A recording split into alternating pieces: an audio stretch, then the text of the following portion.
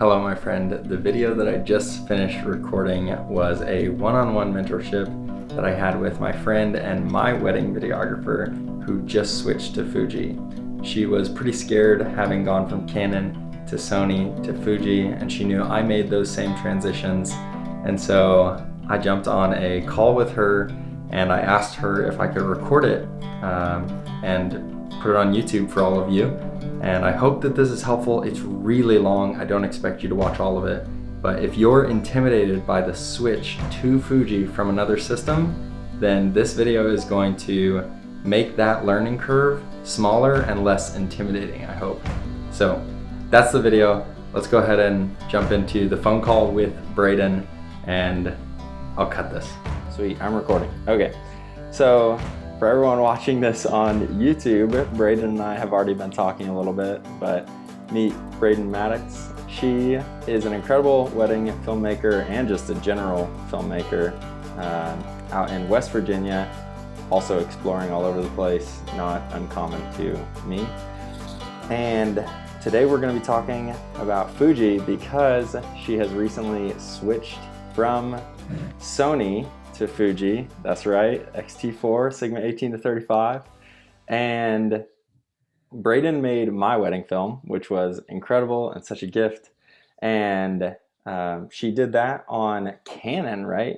Yeah, it was a Canon 5D Mark IV. Yeah, so 2 years ago, yeah, a little over 2 years ago, you were still using a Canon 5D Mark IV and made an incredible wedding film with that. And Thank you. then switched to Sony and then now to Fuji. And we were just in that point in our conversation when I decided to start recording this because that was my journey as well. So today we're just going to be walking through, her switch, kind of the overview user guide to a first time Fuji system switch sort of thing. So anyway, yeah, Braiden, tell me why the switch? What was that all about? What's it been like? One is I'm just like a spontaneous person in general. And so whenever I Yeah. saw like the beautiful work that you were creating and other like wedding filmmakers that I've been following for a long time have just like been making this switch and like saying that Fuji's underrated, but it's like a top player in the game. I was really No just kidding. curious. And I think the curiosity got the best of me. And I'm like, well, I'm gonna dive right in. Yes, I'm so glad you did. Yeah. Yeah. So, yeah, coming from Sony, whenever the camera arrived, I was honestly just really overwhelmed. And that's whenever I messaged you because the ergonomics is a little bit different and just Mm-hmm. like the layout of the camera is a lot different. I have no idea what the film simulations are. Yeah. And just like a lot of questions, but after like watching YouTube videos from your Yeah. channel and some other people's channel, I'm like starting to get the hang of it. Yeah. But yeah, with just like a little bit more in A depth. general intro sort of Yeah, thing. general Yeah. intro for sure. Yeah. What is, like, having come from Sony, what is the one thing that right away with the X-T4 that you noticed was maybe unnatural or felt a little out of your comfort zone? What would you say that was? Yeah, I think I was kind of surprised to see like the uh the Top ISO dials. and the shutter speed Yeah. like all on top, you know Yeah. what I mean? Like that was really interesting for me. Right. And whenever I put on, I have the Fringer adapter. Mhm. Whenever I put my lens on, I didn't put it on all the way, and so I was like, oh, I wasn't able to work the f-stop like at all. Oh And yeah. so I was like, this thing's broken. Oh But I no. didn't click it on all the way because Right. it's like with my Sony adapter, it's like it'll make a really loud click, and I Yeah. didn't get that on the yes. Yeah, that solid Mhm. clink. Yeah. And so I was like, oh no, how do I adjust these certain things? And so Right. um, I think after I got that thing clicked on, I was able to like figure it out a little Okay. bit more. Okay, But good. yeah, I Yeah. think those were the first two things, like was just Yeah. like the The layout of it is physical. very physical, which Yeah. I enjoy. Yeah. Yeah. Yeah. And And then would you say second you mentioned is like second or third on the list was like the film simulations? Yes. Okay. Yeah. Yeah, Yeah, I I feel don't like really understand them that much. when you're shooting on Canon or Sony, with Canon it's pretty much like you shoot in like the standard picture, and maybe you like flatten it like a little bit with the settings, um, or you shoot in log. Like you kind of have two options. And then with Sony, it's like, yeah, it's terrifying to touch the picture profiles. And so you pretty much, yeah, if you're shooting weddings, usually I think people mostly just go to Matt Johnson and learn the Cine 4. Or there's a couple other filmmakers out there now who teach Sony stuff, um, but yeah, you pretty much just like try and like get a picture that's like okay, or you shoot S-Log, and otherwise you avoid entirely the Right. picture profiles. Right. And I just wanted something fresh, and I lean more towards like this vintage like film look, and I Yeah, just couldn't fully get that with Sony. And yeah, so whenever I started looking at like other videos that people produce on the Fuji, you could get that a little bit more. And oh so yeah, and that highly depends on LUTs and color grading and stuff like that. But right, at the same time, like I feel like this camera is just like made for that. yeah, and yeah, in general, man, I'm gonna link probably one or two of your videos like down in the description so people can see what you mean by like your style kind of already suits a maybe a vintage vibe. I mean, even the floral wallpaper says it all. Man, those doors like are just like the original wood. Like, yeah. So anyway, I will link that so people can understand like maybe your reference for that. Mm.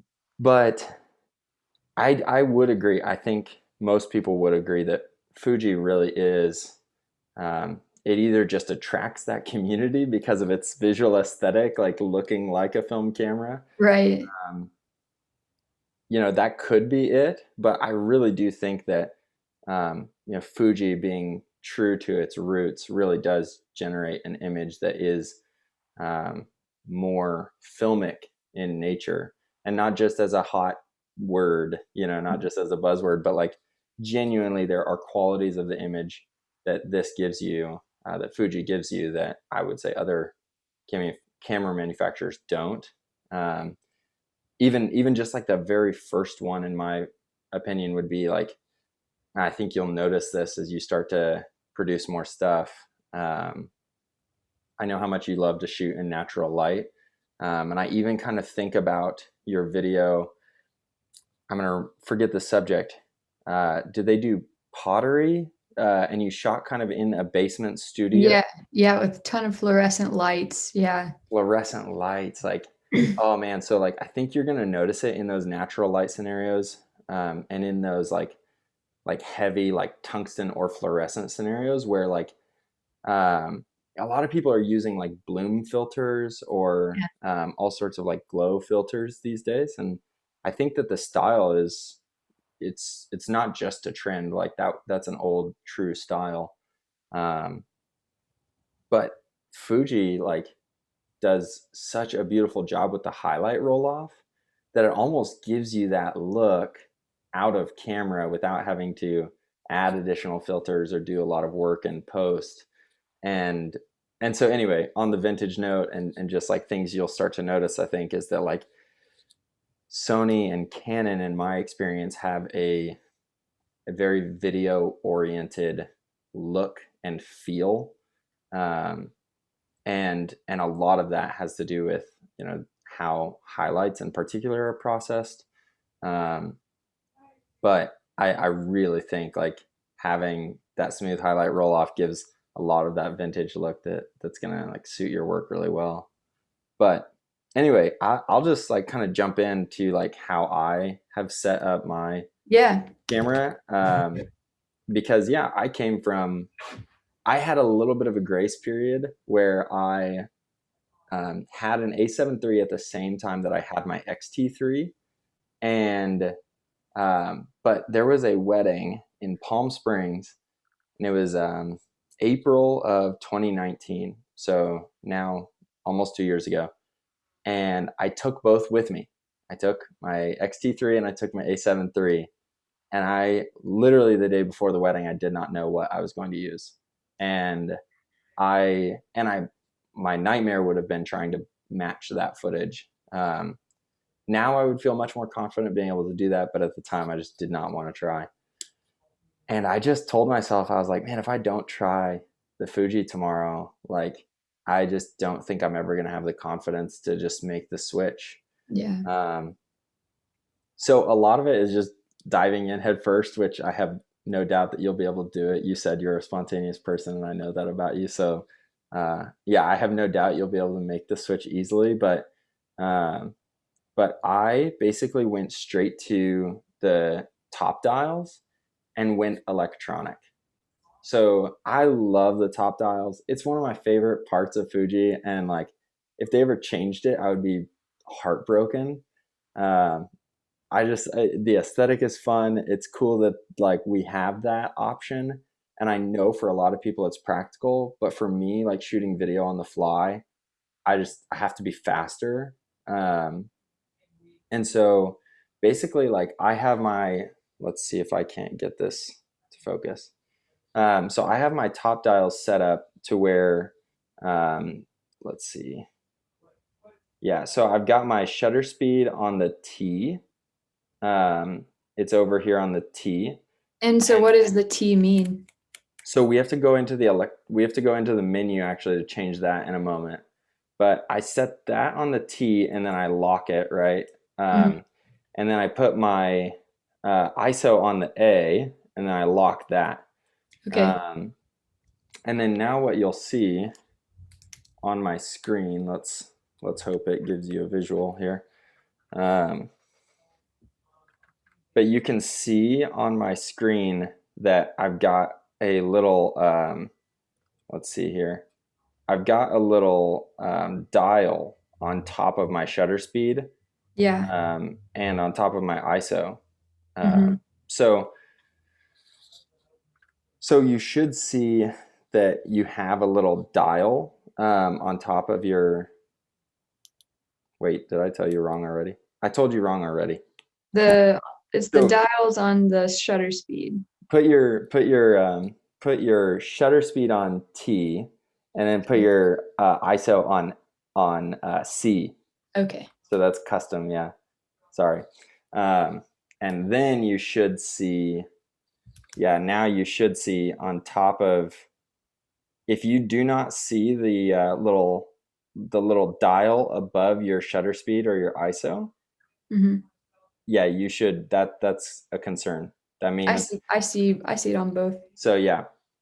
And then your aperture, you're not going to see it.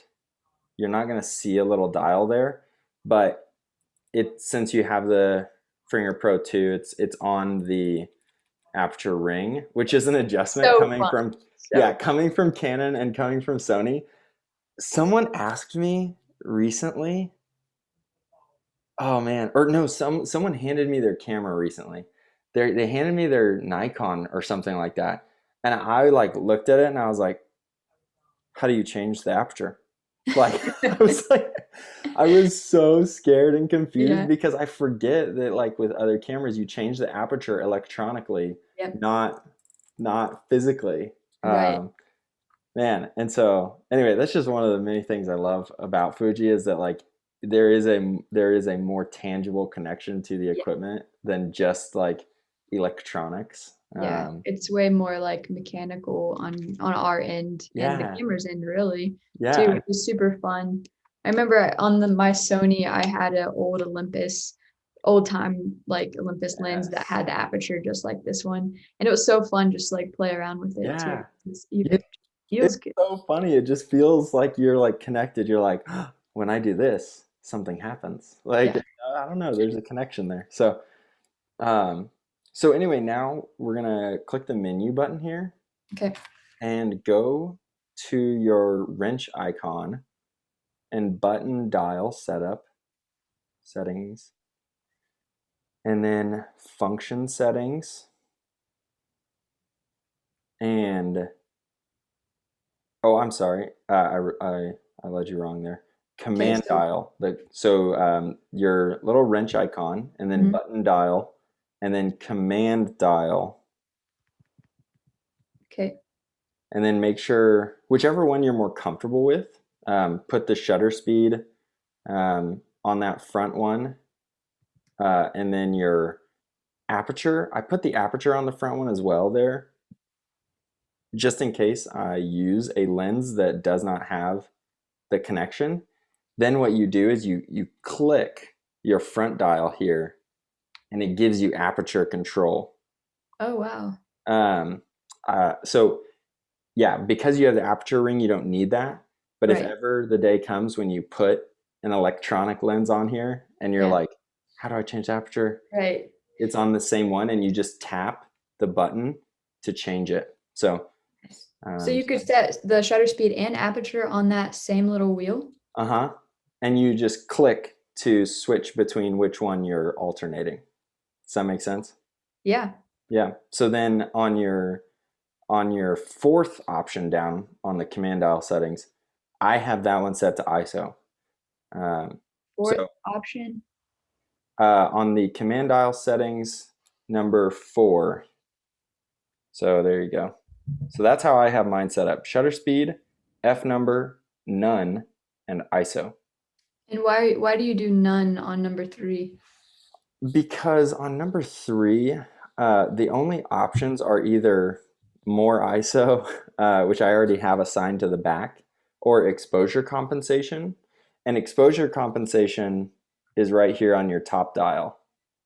So if I'm going to use an auto mode and I want exposure compensation, I'll just do it on the top dial, instead of doing it in the camera. Gotcha. Yeah. And then also, speaking of working quickly, if I ever do have a lens on here that I have to use this to change with, I don't want to have to cycle 3 times to get to like different pieces. Um, so that's the first thing that you go do. Okay, do you care to go down one more time? 1 to 4. Yeah, one more time is so shutter speed, and then F number, and then none, and then ISO. Perfect. Yeah, so that's how I have it set. Sometimes you may start shooting, especially if someone is shooting a mixed system, and you may end up saying you want to flip flop your options there between your shutter speed, your ISO, um, yeah, or any of those things. So, um, and then we have one more thing to change, because that now basically what we need to do is we need to get, I can't remember which one, but the top dial now. Um, you said you already have it, to where both of them have the little scroll wheel above the Yes. number, right? Mhm. But if for whatever reason that ever changes, um, there is a reason for that. It's because, let's see, they may have actually done away with that.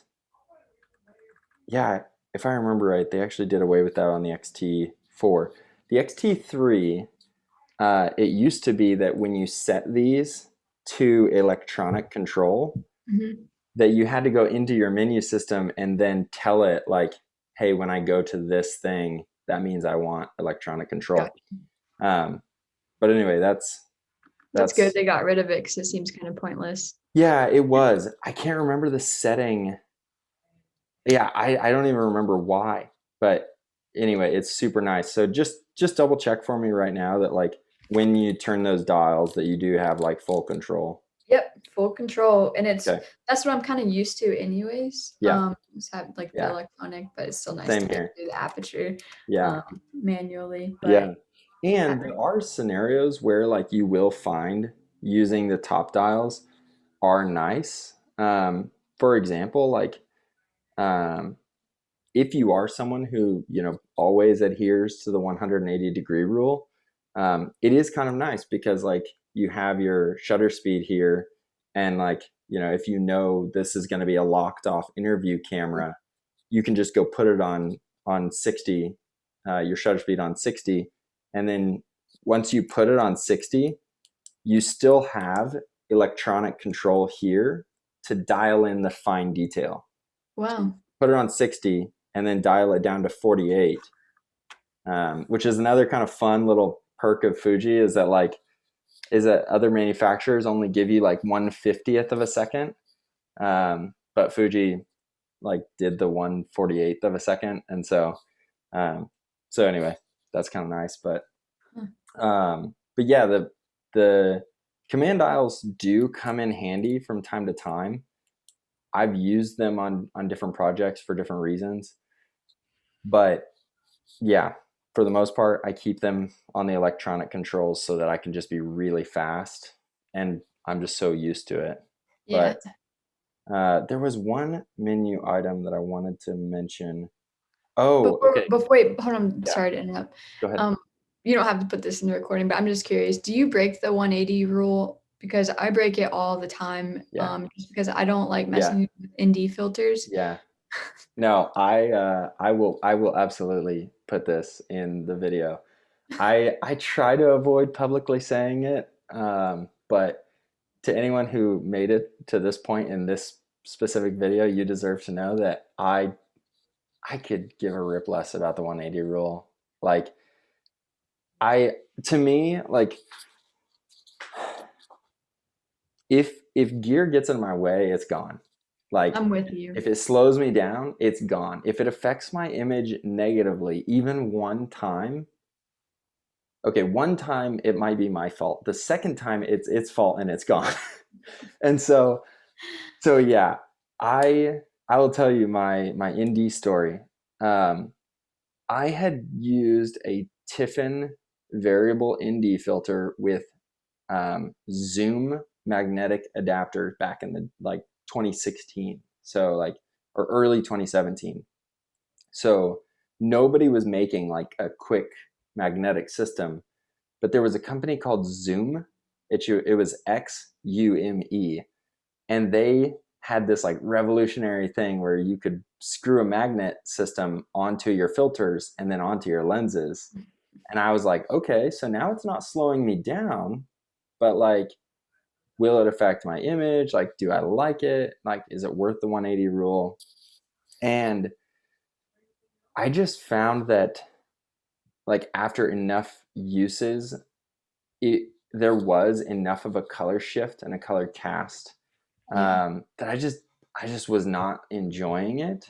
But I was like, man, I was a beginner, right? And I was just listening to every YouTube video out there, and I was like, well, but you got to keep that 180 rule, you know, like that's what makes you a filmmaker. And then what happened was I shot a wedding in Lake Tahoe in California, and on the California side. And man, it was just this beautiful first look on this like pebble beach, like mountains in the background, full sun though. Like we were just embracing the full sun. It was beautiful. There was like boats in the water behind them, and my ND filter didn't have hard stops. My variable ND didn't have hard stops, but I still was like, I just checked that I was like right on the edge of like the full power, and the full power had this horrible X pattern, and it just destroyed this shot. And I wasn't skilled enough in post to be able to fix it, you know, easily.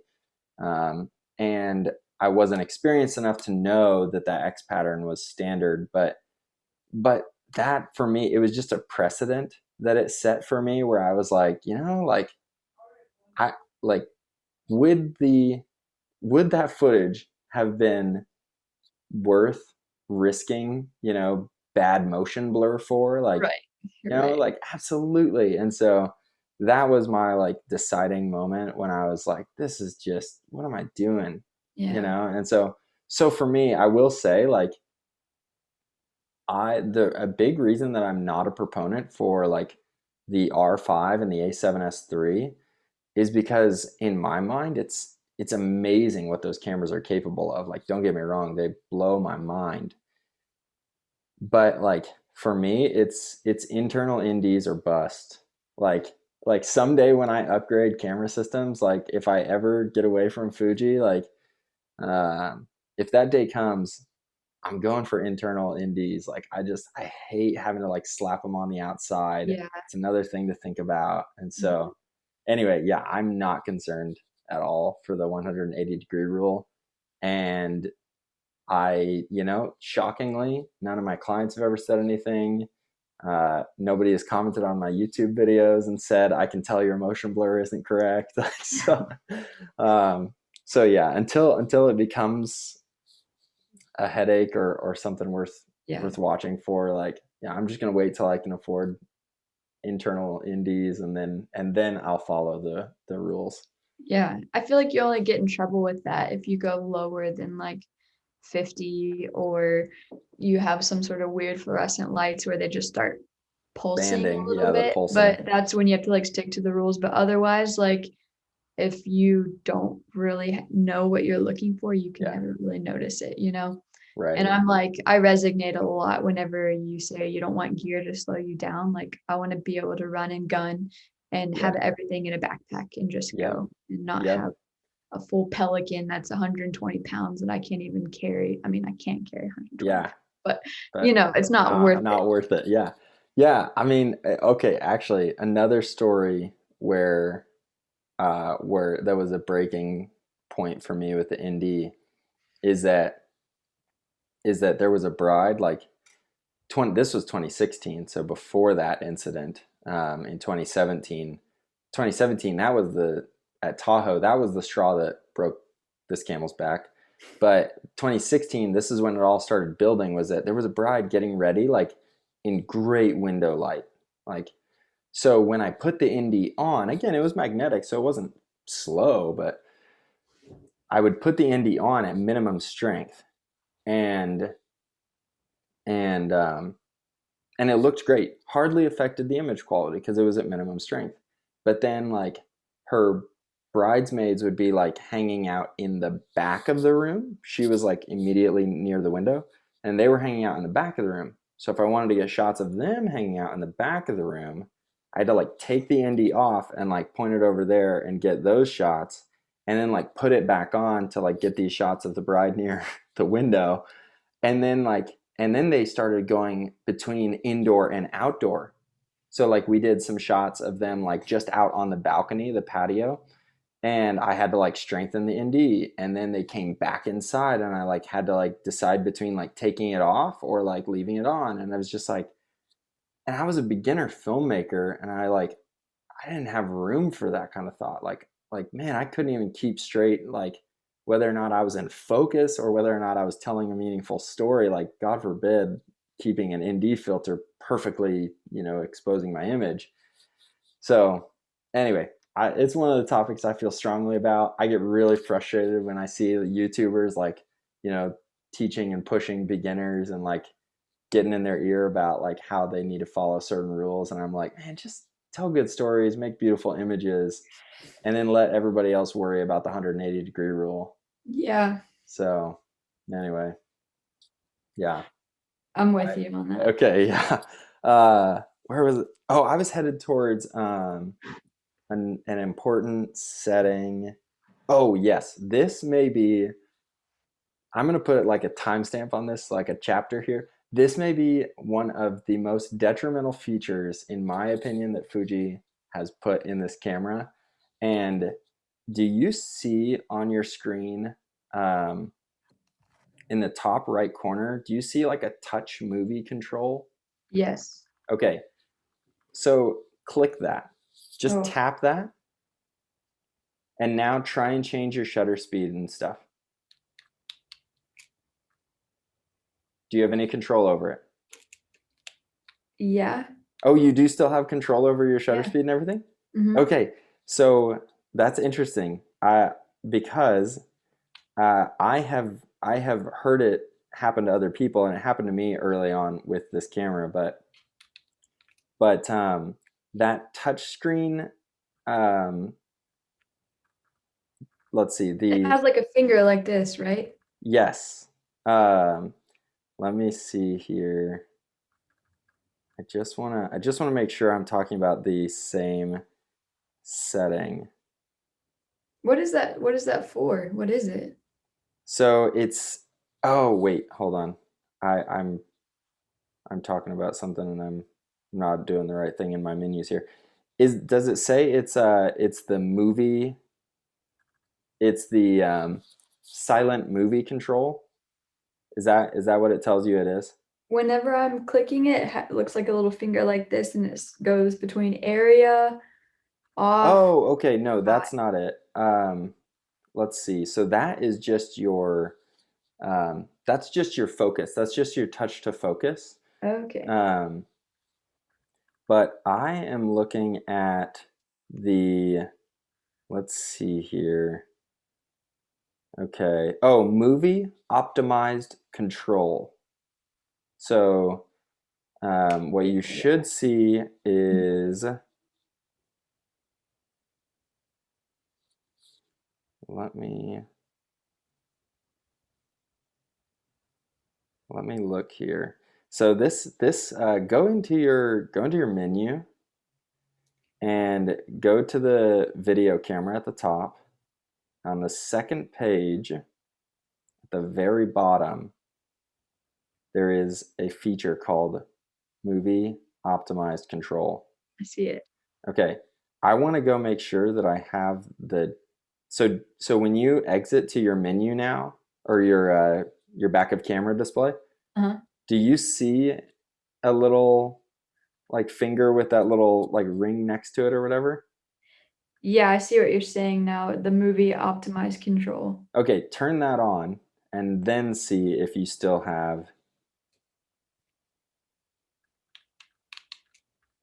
If I click it, Yeah. no, I don't. Okay. And and did you have to go turn it on? No, it was already on. It was already on. Okay. Yeah. So that being on the touch screen is one of the most, by default, is one of the most frustrating things to me because now go ahead and tap it on your touch screen and you'll see you can control your movie settings. You can control all of your camera settings in there, which is kind of nice because it's silent, right? There's no Right. clatter. But the fact that it does it for you is just to me outrageous. Like the Yeah. fact that it comes out of the box turned on. Um, I must, I can't get mine to show up on the screen. I must have it so Turned well off. disabled. Like, I don't know if I turned it off in my screen settings and in the movie settings. But anyway, if you want I'm gonna to, take it off of mine for sure. if you want to, you can go find a way to, you can go find a productive way to use that feature. I have yet to find that. I can't imagine a scenario where I do. It seems like like maybe Fuji thought this was a great beginner, like entry level feature or something like that. Hmm. Um, but I just can't think of why otherwise they would possibly do that. Yeah. So let me see here. I wonder, would you mind turning it on and showing it to the camera just Yeah. so that anyone watching like is able to see what exactly this looks like, what they'll see on their screen? Because I literally don't know how I turned mine completely off. It's Yes, that little movie dial off thing. Yes. But the thing is, yes. Thank you so much for showing that because when you accidentally click that, and this is what happened. Um, my friend Jesse had just gotten his X-T4 and he was on set, like had his camera on a tripod ready to roll an interview, and he bumped the touch screen and he like FaceTimed me and was like, John, my camera doesn't work. What happened? Like, I can't control anything. And I was like, oh, shoot. Like, I was trying to think. I was like, okay, your top dials are all set up right. And then I was like, I know exactly what happened. I was like, do yourself a favor, go turn this setting completely off permanently. Never let yeah. that touch your screen again. Because, like, anything could happen. I mean, you could, like, set your camera in your bag, and if it rests against the wrong thing, it turns itself on, and you take it out of your bag and you're like, what is happening? My camera doesn't work. And like, you know, I mean, when you're on location or on a set or something, and a wedding day, and like anything like that happens, like your heart rate skyrockets, and like you don't think clearly. You're not going to go be like, let me calmly find the menu setting that's causing these problems, you know? So anyway, while I was thinking about that, I didn't want to forget to tell you, like, just turn that off. Save Yeah, yourself a I was ton of time. wondering. I was wondering why that was on there. It's terrible. I think it's a beginner. Maybe this like Fuji thought of beginners and was like, oh, this Yeah. will be a really helpful feature. So I don't know. And then so the other finger that is like area off That's just shot. touch. And that's just like, I want to turn that off too, because I rarely touch my screen. Yeah, and you can actually go in. So let me go with you here. So go to your screen setup. So your little wrench icon in your menu, and then screen setup. I think it's in here. Oh, so sorry. It's button dial settings. Okay. And then somewhere, yeah, and then down the third menu, touch screen settings. Okay. You can go disable all of those if you would like. I'm going to, because So you can just turn off the touch screen completely. because sometimes I do like bump into my screen, and I It don't want happens to all the mess time. anything up. So I turn it off. I leave it on for the play mode. So the little play button over here, I leave touchscreen on for that. I guess I had it on for the touchscreen setting, but I'm turning that off.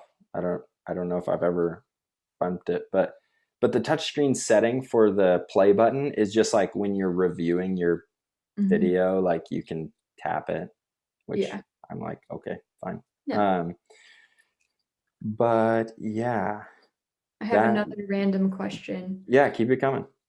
So whenever I hit record and then I stop recording, why does it have the word, I think it's STOR, storing? Like, sorry. Yeah, storing right at the top.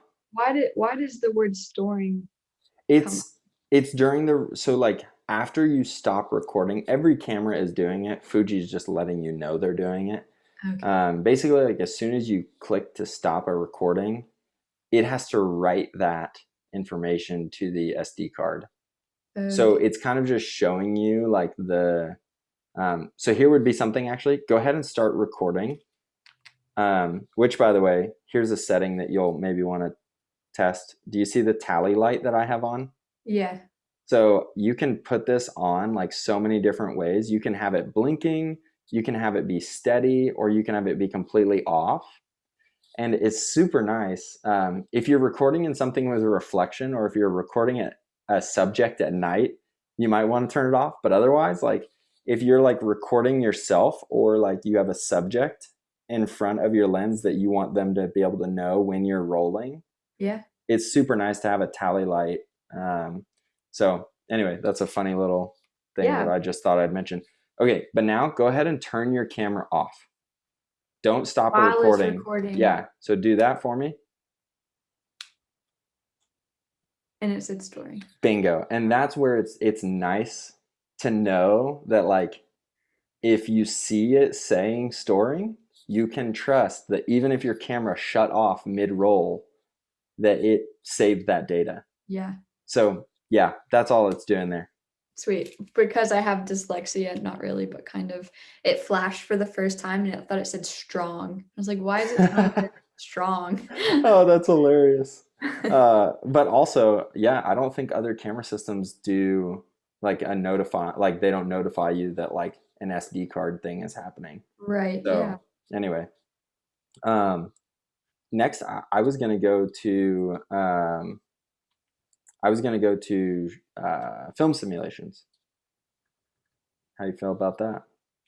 Wonderful. Okay. I watched your video on color grading and film simulations, and so Okay. I kind of have an idea about it. Yeah. but I want to know more about I um will just walk you through the basics of like setting it up for color, just cool. generally. So I'm gonna flip the screen here and try and get it close enough, yeah, that we can see here. Okay, so if you click the left button, the left menu button, Hmm. you should get your film sims to pop Yep. up. That's the default. You can change Mhm. that later.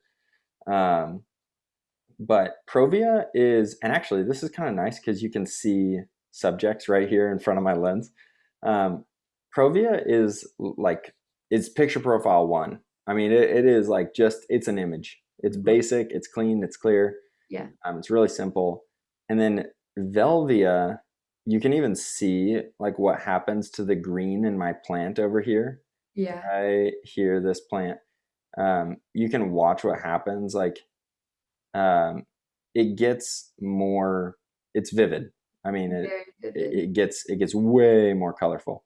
But then the next one is soft. And if I go between them, like look at the green here on that plant and then look at it there. And it basically just like kind of dials back the saturation just a bit. And it's a bit softer of a contrast curve. And then classic chrome. And then let me check here. Yeah, so you have classic chrome and then pro neg high, pro neg standard, and then classic negative. So if I'm gonna walk through the next two, I will just tell you, I can hardly tell um, the difference between pro neg high and pro neg standard. I mean, you can see it in my plants there. One of them is more contrasty, one of them is not. Mhm. I have tested them. I just don't think that they're unique enough to play around. But classic chrome is easily my favorite. I just love like I love the greens. I work a lot with green, and I know you do too. Like I'm just around the color green a lot, and it just like what it does with greens and browns. It just makes them look very earthy and natural. And for me, I just love those tones. And yeah, I think it also gives you like a neutral but styled image out of the camera. So you've got plenty of room to work and make your own decisions about a color grade, but you have enough of a base style to give yourself a vision for what you're working with. Yeah. And then the last one is classic negative. And I love the look of classic negative. It's probably my favorite for photo, um, but it's super stylized. Like Hmm. it's a very heavy-handed style. Um, so I never, at some point, I want to make a video using classic negative just for fun, but for the time being, I just haven't found the use case for it. Um, and then under that, you have Eterna, and that is the most famous, hands down. This is the one everybody goes bonkers over. Like, it's proper film. Like this is what film used to look like in movies, and I just am not a huge fan of Eterna. I think personally, I don't see enough of a benefit in dynamic range or color flexibility over classic chrome. And I like, let's see, yeah, classic chrome. And I like the look that comes out of classic chrome more. Yeah. So because it doesn't offer me any like significant benefits in terms of like dynamic range or color out of camera, I'm just not set on it. But if people find that they like it, or if they like one of the other profiles, I'm not here to fight anybody. So I just like classic chrome, and it fits my scenarios best.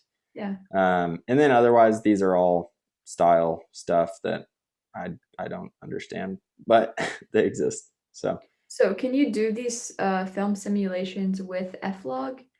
no, so that's where I'm gonna go next. But I'll wrap up film sims here. So those are all of your film simulations, meaning they literally are just imitating old film stocks. Like there was actually film that was made that looked like that, and now Fuji is imitating it, and we get to record it digitally. And then if you go to your menu, so turn on any of those film simulations, and go to your menu and go to IQ, the image quality. And if you go down to the, I'm going to skip over the white balance and the dynamic range, but I'll circle back to that in a sec. On the tone curve, it doesn't make a ton of sense. It seems kind of backwards to a lot of people, but this is where you can dial in your settings. So this is shadows, and you can watch what happens. Yeah. Oh wait, is that my shadows? That's my highlights, sorry. So it's basically like, do you want more or less? So if you look at my tone curve there, you can see I'm like pushing it down and pulling it up. And this is where, like, to me, this is one of the coolest aspects of Fuji, because classic chrome by itself at 0 here, I think, you know, has some zebras going on. It's peaking up here, like it's too bright. So what I can do is I can just push that down, and I can record, you know, my highlights at a little bit of a compressed, softer place. So I put them at -2 because I want less highlight. I want less brightness in my highlight. And then if you go over to shadow, same deal. You can go, do you want, again, it's super weird how it works, but do you want more shadow? Because that's +4. So if you want more shadow, you can tell my histogram is crushed there. Yeah. But if you want less shadow, you can lift it. And that's how I shoot. I shoot with less highlight and less shadow. And so it's kind of an inverted S curve. You can tell it's the opposite of an S curve. So I'm shooting with less contrast coming out of the camera. And it's giving me a little bit more dynamic range, just a little baby boost. But then you can also do it with color. You can change how saturated do you want it to come out of the camera. Wow. And you can change how sharp. And I will say, Fuji is like extra sharp. Fuji puts a lot of sharpness in the camera. And then when you're shooting with the 18-35, I mean, this lens is like the king of sharp. So it's way too much for me. So I put that at -2, but sometimes, I mean, you could go down to -4 if you want. Yeah, even for, say, something like the cinema film simulation, you'd even turn the sharpness down. Yep. So everything on mine is -2, and that's just because I'm a neat freak in some ways, and I don't know, it just helps my brain. I'm okay with it. So I just put everything in -2, and then on the high ISO noise reduction, I just leave that at 0. Okay. So basically, the camera is going to do a little bit of noise reduction for you, and I'm okay with that. You can put it all the way down at -4 if you don't want the camera to touch your file. But I'm okay with a little bit. If you find that when you shoot in high ISO scenarios that your footage is like soft, if it's like too soft, then go turn it down to, you know, -4. Gotcha. But if you find that it's too noisy and you're still okay with sharpness, turn it up. Yeah. So, but I like it at 0. I'm okay with the camera doing some. And then the 4K interframe, I leave that off. And then I don't have to change either of these settings. And shooting with the 18-35, you shouldn't either. Yeah. So. What is this mount adapter setting? Yeah. So I think it's primarily for, if I'm correct, I've never changed it, so I don't know. But if I remember right, it's for manual lenses, for lenses that don't connect electronically. You can tell you're basically telling your camera what focal length you're shooting so that it properly distorts it, like, correctly. So I don't touch that. I don't touch the peripheral light connection or light correction. Right. But now back up to the dynamic range and the white balance. I'll just touch the dynamic range real quick. Basically what happens is if you go and you change this to 200 or 400%, it is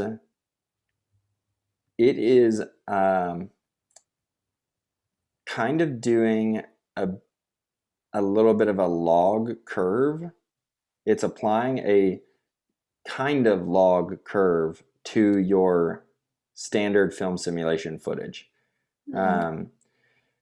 And so you do get a little bit of perk with dynamic range by doing it, but I prefer to just do it with the tone curve.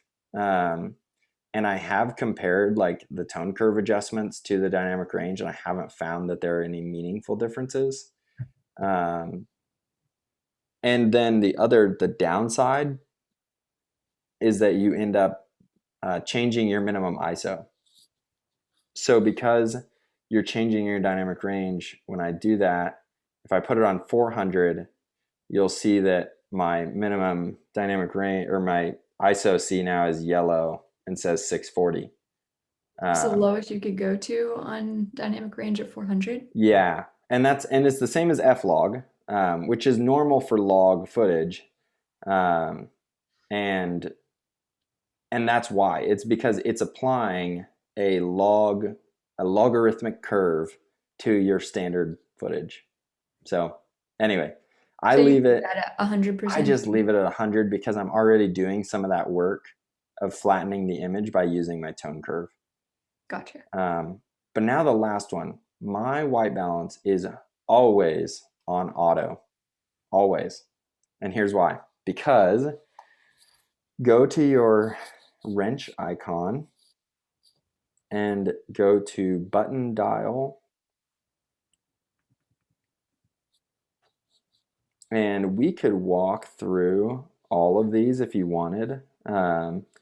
I think, yeah, why don't we? But this is going to be especially important for the white balance. But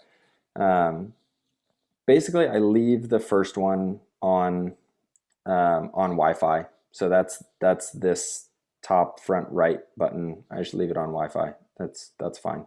Even though Fuji's app, let me just say, Fuji's app sucks. If Fuji ever watches this video, they should know that their app is terrible, and they are a multi-billion-dollar corporation probably. They should fix that. Okay, moving on. Let's see. This is the most important setting. Okay, this is auto white balance lock only. How did you get there, John? Yeah, so go down to function 2 here, and then click that button and go to page 7 of 8. Under the button dial, and then Function settings, functions. Okay, function and settings. then function 2, and go change this to page 7 of 8, change it to auto white balance lock only. And why is that? Okay, so now what we're going to do is show you something so wonderful. Okay, so instead of having to do this, where you click on your white balance and you go down here and you go to Kelvin and you set it correctly, blah, blah, blah. Instead of doing this amount of work, maybe it's not much work for anybody else, but it annoys me. I'm going to put my white balance on auto, default settings, and then I am going to like frame my shot however I want over here. And then, well, let's do it this way. So I'm going to frame my shot over here, and then I'm going to click the button right here. Let's see. Yeah, there we go. I'm going to click this button, and then you're about to see something wonderful. That blue little, yeah, there we go. That blue symbol right there shows that I have now locked my white balance. So I'm letting auto white balance do the work of deciding what is best for the scene. And then, but then instead of just rolling, right, and having my white balance shift while I'm shooting and pointing at different parts of the room, I'm just gonna lock the auto white balance, and you can see it turn on and off right here. Wow. And so it's so nice, like, because then you don't have to be trusting that you're going to dial in your white balance just right, and you don't have to always have a gray card to do your, perfect white balance or whatever. I don't know. Maybe someone, has a better solution or they prefer their system or whatever, but I just love that feature. So Auto white balance lock. how often do you use the white balance lock? Like Always. every time you go into a new room? Yes. There you go. Yeah. So if I'm in a new room, that's pretty much, or a new location, that's pretty much when I change it. Um, yeah. Otherwise, yeah. And I'm always looking for that blue little symbol. If I see that, I'm ready to roll. Otherwise, yeah, I just don't want the white balance shift to like ruin my color grade later. So, Oh, that's um, awesome. so anyway, yeah, and then you're not having to like worry about like Kelvin on a wedding day, trying to like, oh no, I gotta get my white balance. Right. So you just point it, boom. That's So awesome. anyway, that's a setting I love a lot. I will keep working through those because I think those are helpful. Another little fun one. People love on Sony the clear image zoom. Well, I have assigned on button 3. I have assigned what is called. Let's see. I want to make sure that I'm showing this. Okay, I have assigned the menu item named Fix Movie Crop Magnification. It's a weird setting name, right? Yeah. But basically, the reason it exists is because the Fuji has different crops for different frame rates. So when you're shooting at 4K 60, it's a 1.18 crop. Mm. And then when you're shooting at 120 frames per second, it's a 1.29 crop. But here's my little trick is that I'm in 4K 24 right now. Um, oh, and so, sorry, let me wrap up that thought. So the fix movie magnification doesn't mean fix as in repair. It means fix as in like hold it steady. So basically, like if you turn that setting on, it will um, it will keep your crop at 1.29 so that your framing never changes. Nice. Because imagine you're on set for a project and every time you bump it into slow-mo, it crops in and you're like, damn it, now I have to like rearrange my tripod and everything. Right. And so anyway, it's a really beneficial setting, but the most beneficial use for it, in my opinion, is when you're just shooting 4K 24 and you get to punch this button and, oh, wait, I think I accidentally changed it. Dang it. Okay, so let's go back here. So we're going to change it together then, I guess. Okay, so function 3 is that top button. To me, Mm. it just makes sense because it's the top button. It's like zoom in. I don't know. It just makes sense. Right. um, so it's function 3, and I have it on fix movie crop. And I click that. And now when I click the front button, ready? Nice.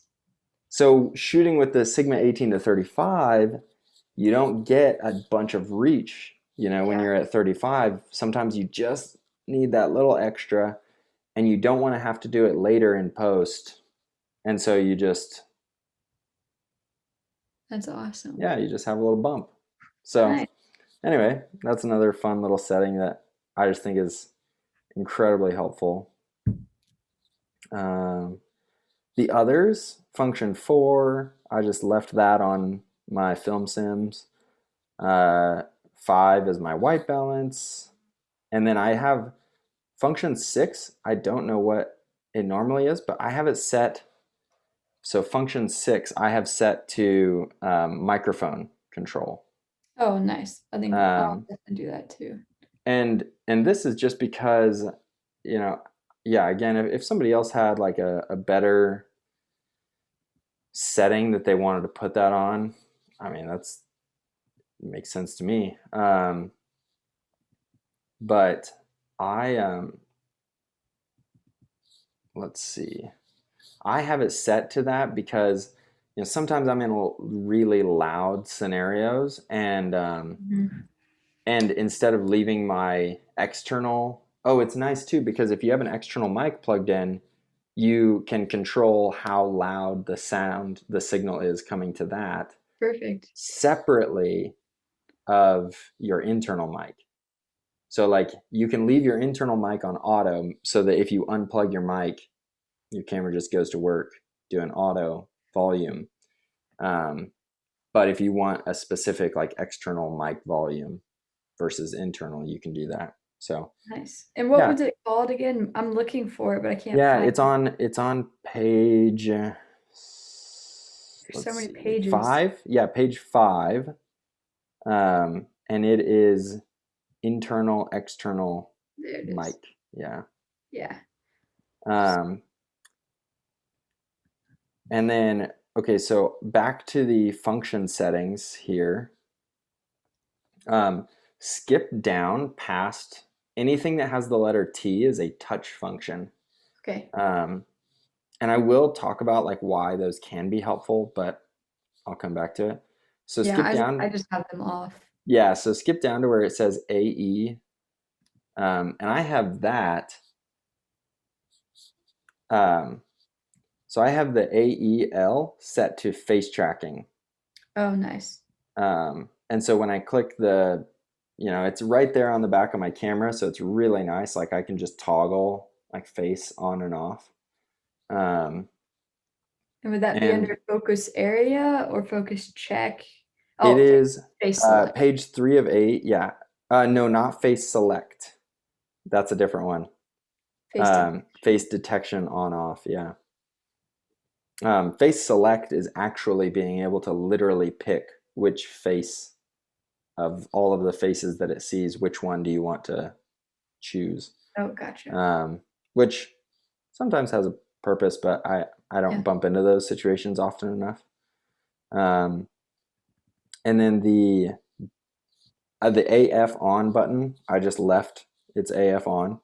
Yeah. And then the R dial, I have set to the zoom, which I don't, or focus check.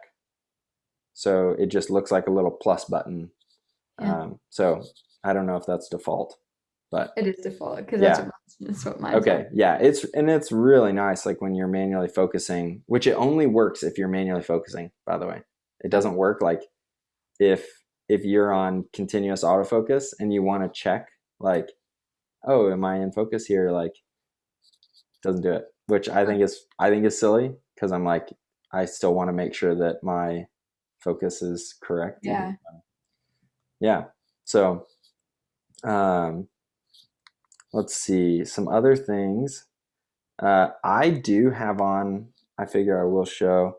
I do have on zebras, um, but sometimes I turn them off because like they are helpful, but I prefer to use my histogram here, um, and I would rather my histogram tell me when my exposure is off than zebras because Yeah. sometimes like for example, if I'm trying to like nail focus on a bride's face, but there's zebras right here, it's like, okay, well, I should go bring that down, of course. Right.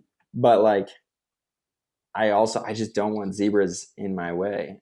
Yeah. I will be able to tell if this is blown out using the histogram.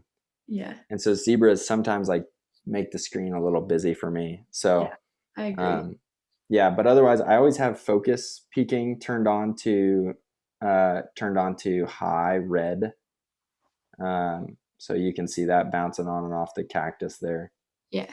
Um, but yeah, that's in the AF/MF menu setting. You can go turn that on or off.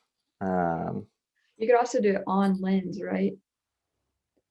the focus peaking. No, just like the Oh, auto. AF/MF. Yeah. Yes. Oh, I will say here's a quirk though, that's worth knowing about the Fringer is that if you let me see if I remember this right. Okay, so if you have put your body on manual focus, but keep your lens on autofocus. Okay. Lens on auto, menu. Well, just right here, there's a little dial. Oh, yeah. Yeah, you'll Okay. get in the habit of that. So now just focus on something in front of your camera, Okay. and then just turn your body on and back off.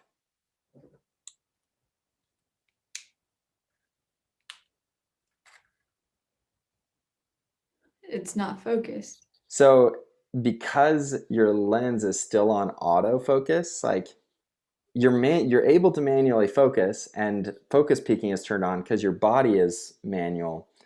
But because the lens has a dedicated thing, it's still electronically controlling the focus. So when you turn it on and off, it like recalibrates.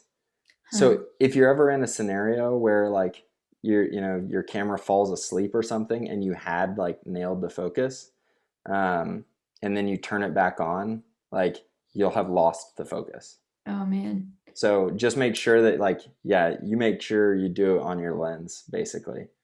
Gotcha. So like a scenario, if somebody was to say like, when would that ever happen?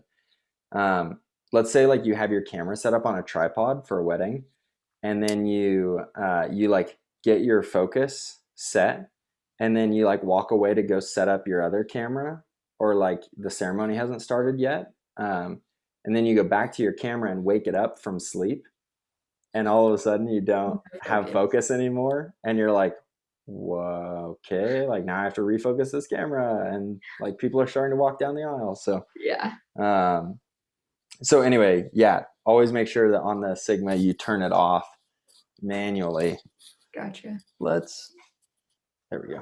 Sorry, the sun starts to, in the winter, because it hangs so low, it starts to like come right in onto my screen and my desk. But Man. Quick question. yeah, So there's a manual, and then what does the C and the S stand for? continuous and single.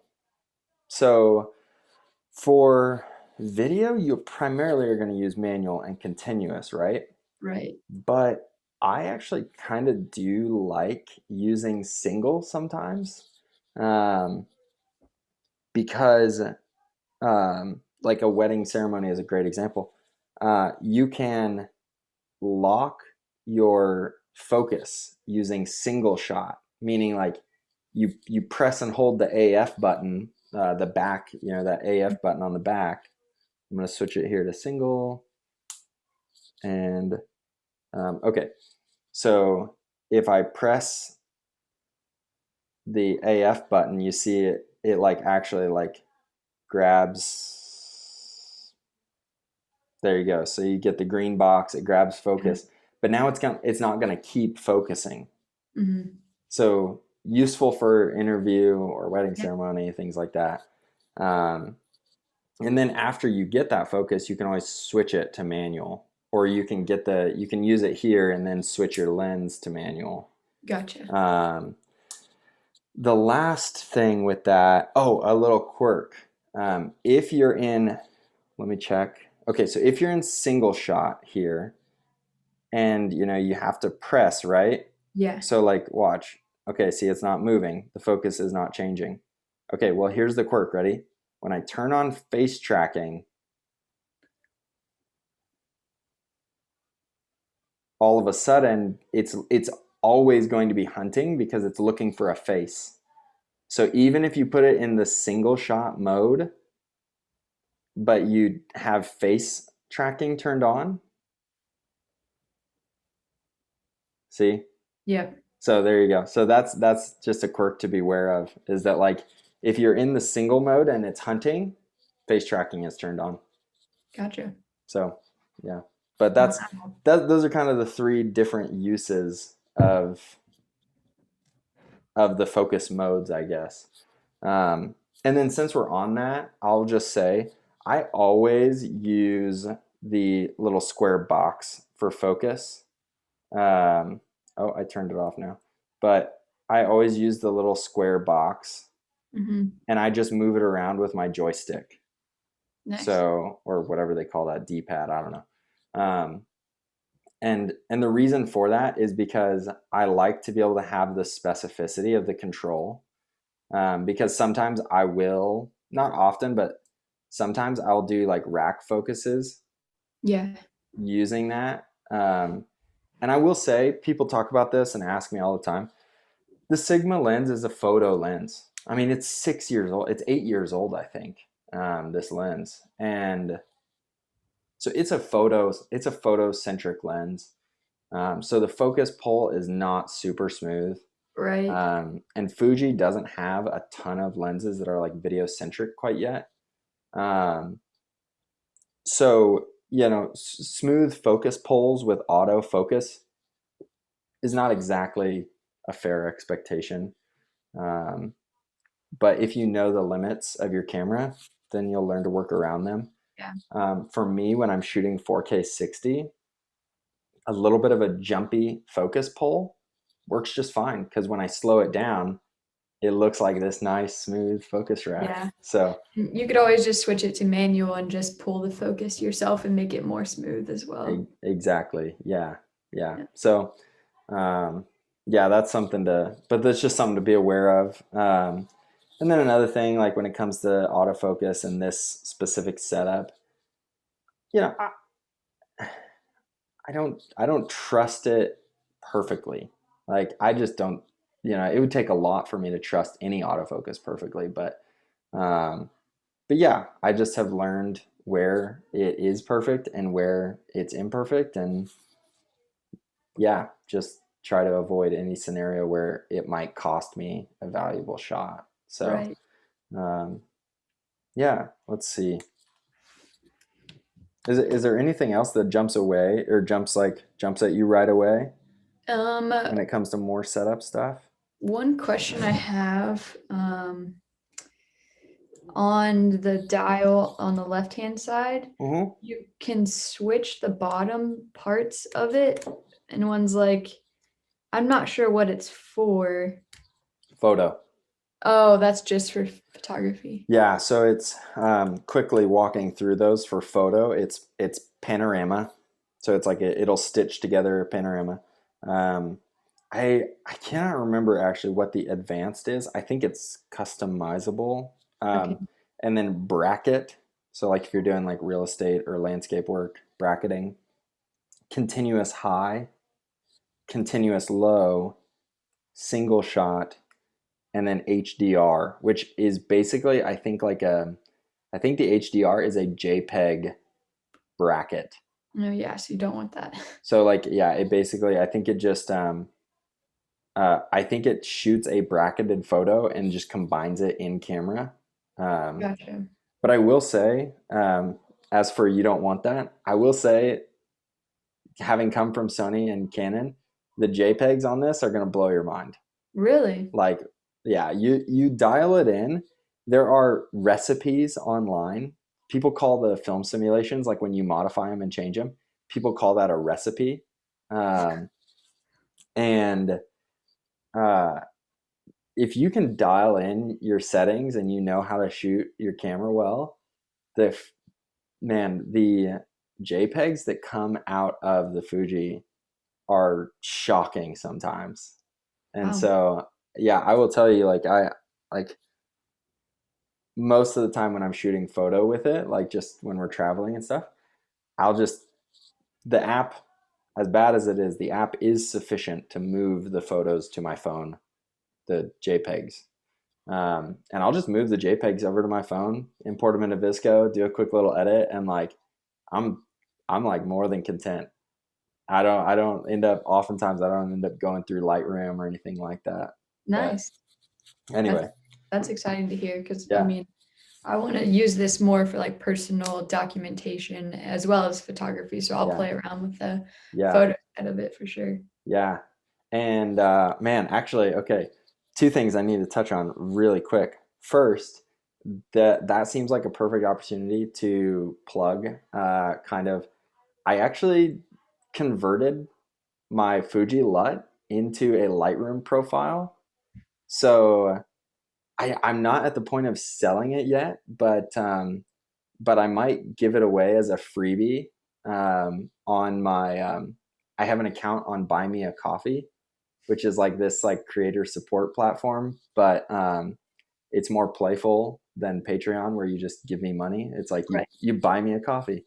Um, So I might just go put that on there after this video, in case anybody wants to try my Lightroom profile, like my Fuji LUT turned into a Lightroom profile. So that works for raw editing. And that's something that with Fuji is kind of fun, is like no matter what profile you shoot in, by the way, it's only baked into the black and white.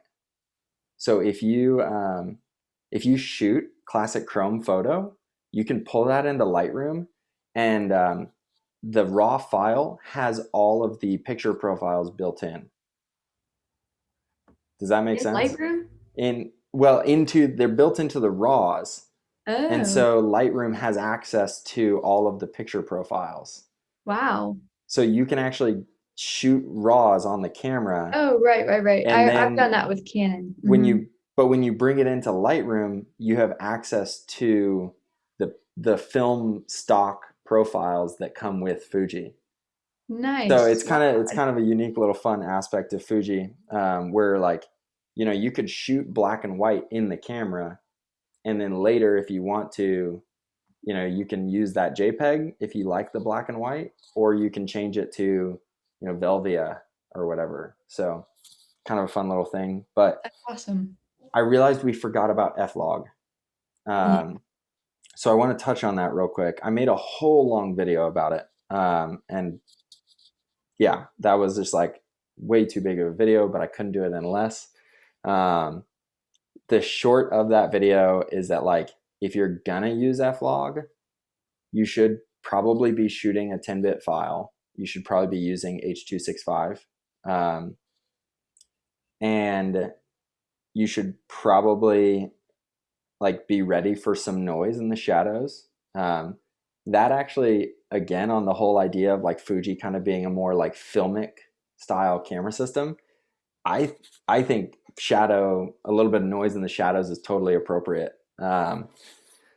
But otherwise, it's not terribly difficult to color grade, especially because Fuji has an Eternal LUT available, so you can convert it straight from F-Log to Eterna. Nice. And so you get all the benefits of log, the dynamic range, the flexibility in post. But if you want to, you can just pull it in, slap the LUT on there, and then just roll with it. I also have a Fuji F-Log LUT. But Whoop. yeah, F-Log is wonderful for so many things, but I just keep finding myself going back to classic Chrome. Like I've used Really? it. I've used F-Log for a handful of shoots, and the benefits that it gives me are great, but they're just not enough to like sell me, you know, to like push me over the edge and be like, oh yeah, I should be using this on every shoot.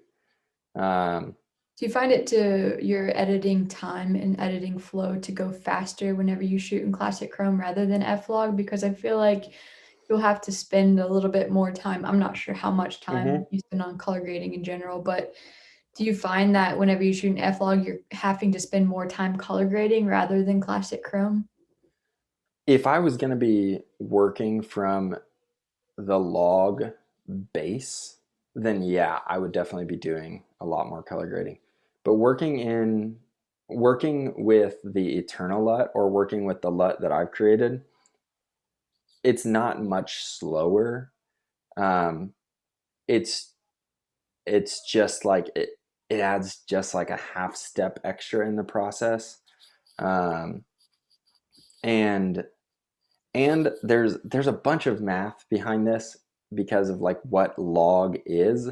But you actually end up sacrificing some midtone because of the nature of log, like logarithmic curves, the way that they operate. You end up sacrificing some midtone. Um, and I would love to be able to scientifically explain that. I just am not smart enough. But I've just like done enough reading and research that to me, I'm like, man, like unless I was going to be talking about like log F-log is going to be giving me like 16 stops of dynamic range or like 15 or something like that, like then I'd be amped. I'd be shooting log all the time. But for me, the difference has been pretty negligible in terms of like the benefits. And because it does add just like a half stop, just like a little extra work. Yeah, it just didn't push me. It just hasn't pushed me over the edge to convincing me that it's always worth it. Right. But there are certainly scenarios where it's like, man, like, like this blown out window here, like like shooting log factually does give you more data in those highlights. In your X-T3 right now, what are you shooting on? Since it's being used through the Fuji app or whatever, the webcam app, I think I just put it on the standard profile. I don't think I put it on like classic chrome or anything. I just kind of, I don't know. I still don't even know how it's working. I like, and I think it's like doing like major like shifts, like ISO shifts. Like if I like change the framing, yeah, it like does these like stops of change. So I don't know. But anyway, with F-log, I have that whole dedicated video. Definitely watch that. But I'm still using classic chrome. Cool. I even after making that video and trying it for probably a year to like get really good at it, I just was like, I still like classic chrome more. So I don't know. Do you use your LUT on top of your classic chrome? Yeah. And so that's why I built a separate LUT, is because like F-log is just different to work with. Yeah. And so I built that separate LUT for F-log, doesn't touch normal footage. Gotcha. But then, yeah, my standard workflow is shoot classic chrome, bring that in, and usually I shoot at 10-bit, but 8-bit is just fine. Bring that into DaVinci, and then use my LUT to like dial it in. Sometimes I'll customize it in different ways every now and then. I don't know how many people watching this would have seen there was a granola video that I made with Liz. Like Liz, my wife, made granola one morning, and I shot that in classic chrome, but my LUT just wasn't giving me quite the look that I wanted, and I could have kept tweaking it, but instead I just like went back to ground zero and just kind of created a custom look for that one. But it was like a very uniquely stylized project. So usually I'm classic chrome with my LUT, and then dialing it in from there. Nice. Yeah. What else? I've Anything learned else? so much already. Yeah. Um, Well, honestly, I feel like things like this are just like when the learning curve is really big on camera stuff or editing or anything like that. I always tell people like doing something like this with anyone is so valuable, because it maybe the learning curve is still going to be there for you, but now it's far less intimidating. Just like the power isn't there anymore. right. Um, and Something that, sorry to interrupt no, again. go I ahead, just come thought in. of a question.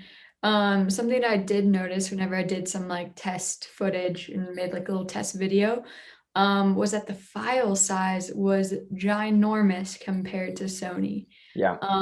Do you just have like a ton of drives that you work off of? Like, how do you manage these super large files and like Yeah. bringing them into DaVinci, or in my case, Final Cut? Like, that's might take a lot longer than My what. files are not huge. So I going back here to my menus. So I'm going on my movie settings here. I'm shooting 4K 24. Um, let's see. Yeah, there we go.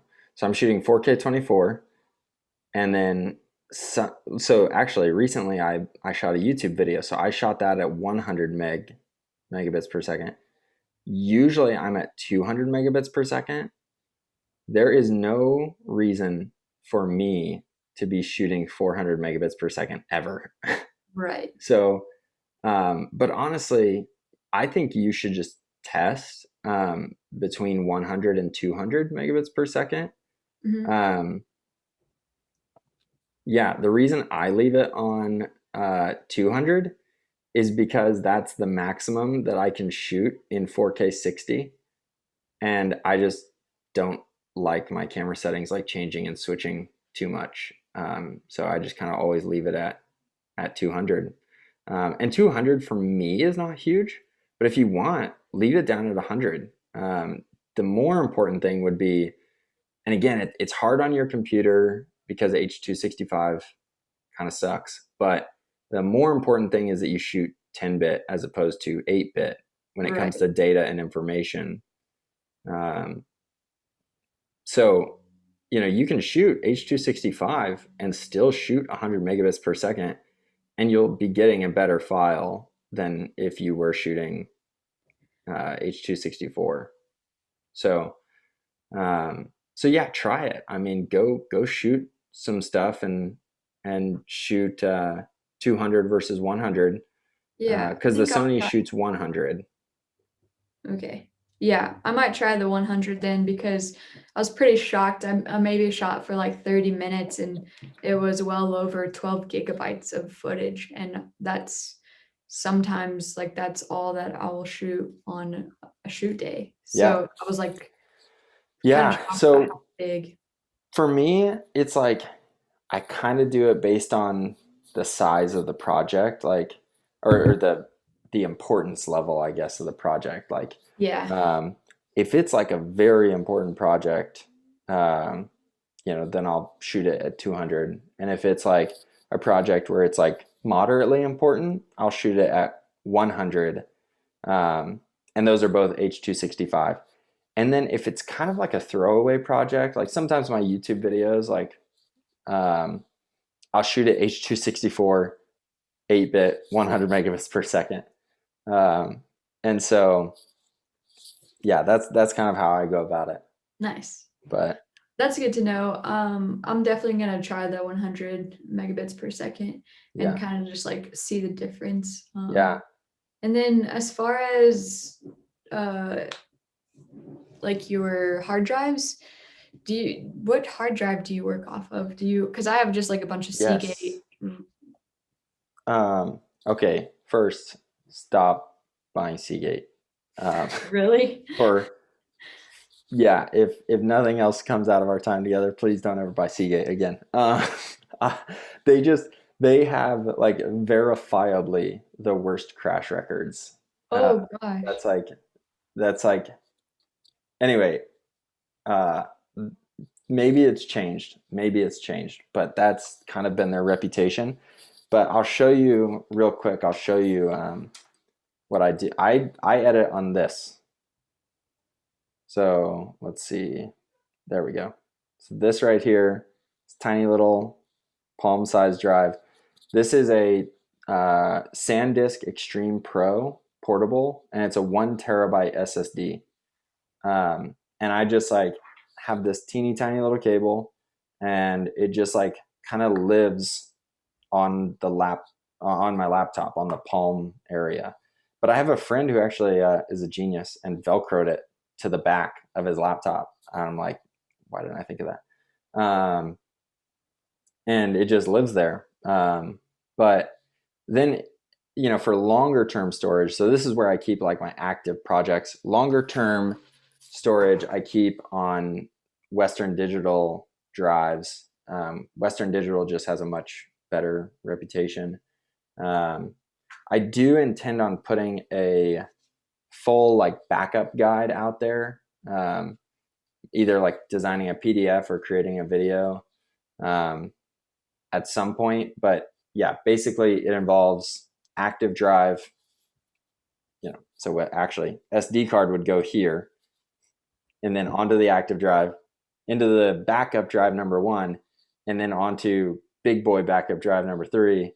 And then I format the SD card So that's kind of the short of the process. That'd be a great YouTube video, John. Yeah, I think it'll be helpful. Man, there's just like, because I'm not like a full blown nerd. I'm just like enough of a nerd to know how much I don't know. It's a little bit intimidating to make that video because I worry about getting something wrong or like leading people astray. Um, Honestly, it just seems really practical, you know? And I think the that's practicality of it beats the nerd side yeah, of it, you know? yeah, and that's where I kind of have been like pestering myself to do it, because I'm like, you know what, like people like aren't looking for the full blown explanation. They're just looking for like, how do I do this? What do I do? I Exactly. don't I don't know anything. And so, yeah, maybe this is the inspiration I needed to just pull the Well, trigger. I'm planning on going to get some of those. Are they SanDisk? Yeah, I can send you a link to those. Yeah, send me a link. I'm gonna get But a couple of them. well, this one is SanDisk, Yeah, right. same as the SD company. The other one is Western Digital, but I'll send you the links, as well as like the little mini version of my backup guide. Cool. Yeah, yeah. But man, any I could walk you through like my queue menu and things like that, but like honestly, a lot of that stuff is It's whatever kind you of just want, figuring it right? out for you. Yeah. So Yeah. like, I mean, the big one for me is like putting my or my frame rate right here on that first one. So like, because I'm not a stickler for the 180 rule, I basically like, to get to 4K 60, I literally like, did I do it correct? Yes. Okay.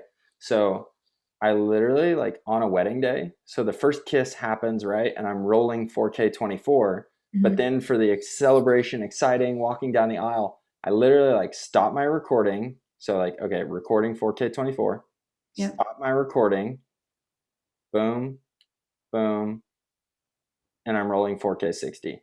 Nice. Okay, I definitely want that because I was wondering what's the easiest way to get it on there. Yeah. And then right under that is the high speed. So that right there is how I switch it into 120 frames per second. Wow. Um, so I keep my high speed options, or my two speed options, right there, so I can change it super Yeah, fast. that's really helpful. And then the only other one on there is I keep my two of my like IBIS settings. The two IBIS settings, like, do you want extra power for Mhm. IBIS? Do you want IBIS on or off? Um, and then face detect is on here, and then the megabits per second, like my data rates, and then the size of my frame, because sometimes I shoot 17:9. Yeah, that's But what I would. That's a whole DC, nother topic. yeah, well, it's really easy. DCI, like, so 17:9 is basically just a little extra width in your frame. It's great. I love it. I think it's worth shooting, but like, yeah, that's all it is. 17:9 is just DCI 4K, is meaning you just get like, I think like 400 extra pixels on your edges. Gotcha. And does But that ever mess with like your Vimeo or you uploading to Instagram or anything like that? no, you'll work all of that out when you're editing. If you want to export it in DCI, like full 4K, you can do that and it'll upload just fine like a normal video.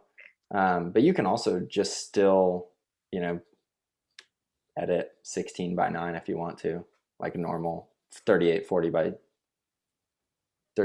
by 2160. Yeah. Cool. So anyway, my laptop is on 1%, Oh God. 2%. So, and I think we're like wrapped up pretty much anyhow, but um yeah, maybe like two final questions. I'm good, honestly. Okay, Like that, you hit everything that I wanted to kind of go through, and I'm getting ready to go, kind of go through my queue and cool. get it all set up the way I Yeah. want. So, Yeah. And that's the other thing. Just work your way through the menus, like look them all inside and out. Go download the um download the user guide or whatever, the manual, and just like take a look through. Yeah. Yeah, like what all of them do, which ones, setting up your My menu, like, Yeah. things like that. And just know, like, I've been using Fuji now for a full 2 years and or more, and the X-T4 for about a year almost, and like I still modify them because I'm like, I find myself like some things just are sifting their way to the top. I keep looking for that menu setting, and so I'm like, well, that should be higher in my menu, like things like that. So yeah, you'll figure it out as you go. Sweet. But yeah, hopefully that lessened the learning curve and made it less intimidating to be using Fuji. Very much so. I really appreciate your time. Seriously, like of course. I've learned a ton, and I'm gonna keep watching your YouTube videos. Thanks. Never stop making them, and Thanks. Okay. For anyone watching YouTube, I'm gonna cut the video here. Thanks so much for watching.